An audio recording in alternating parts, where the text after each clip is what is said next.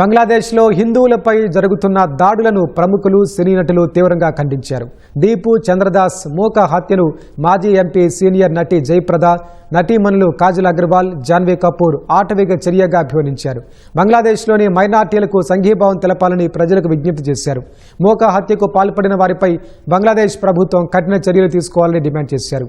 Gaza అంశంలో అందరూ స్పందించారని, బంగ్లాదేశ్లో జరుగుతున్న దారుణాలపై ప్రశ్నించేందుకు ఎవరూ ఎందుకు ముందుకు రావడం లేదని నటుడు మనోజ్ జోషి ప్రశ్నించారు.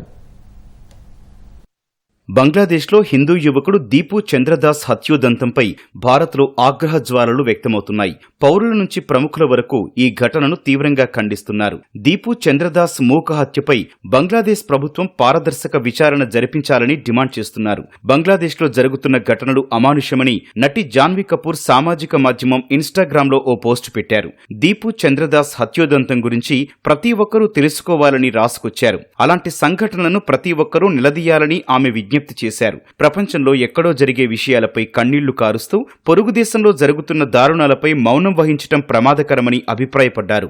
మతతత్వ తీవ్రవాదాన్ని పౌరులంతా ఖండించాలని జాన్వీ కపూర్ తన పోస్టులో పేర్కొన్నారు. మత ఘర్షణల కారణంగా ప్రాణాలు కోల్పోయిన అమాయకుల కోసం గళం విప్పాలని కోరారు. ఆల్ ఐసాన్ బంగ్లాదేశ్ హిందూస్ అనే ఫోటోను నటి కాజల్ అగర్వాల్ ఇన్స్టాలో పోస్ట్ చేశారు. నిశ్శబ్దాన్ని వీడాలని రాసుకొచ్చారు.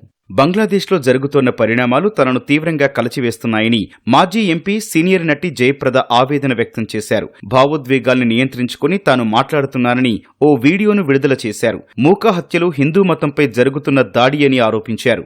గాజా గురించి ప్రతి ఒక్కరూ స్పందించారని, పొరుగు దేశంలో జరుగుతున్న దారుణాలను ప్రశ్నించడానికి ఎందుకు ఎవరూ ముందుకు రావడం లేదని నటుడు మనోజ్ జోషి ప్రశ్నించారు. ఇది చాలా దురదృష్టకరమని, దీనికి కాలమే సమాధానం చెబుతుందని వ్యాఖ్యానించారు. సింగర్ టోనీ తన ఆల్బమ్ చార్ లోగ్లో దీపుదాస్ హత్యోదంతాన్ని ప్రస్తావించాడు. మనుషులు ఇకనైనా మత వివక్షను విడిచిపెట్టాలని కోరాడు. మత ప్రాతిపదికన ఓ వ్యక్తిని చంపడం న్యాయమా అని ప్రశ్నించారు. ఇలాంటి ఘటనలు చూసి దేవుడు కూడా కన్నీళ్లు కారుస్తున్నాడని వ్యాఖ్యానించారు.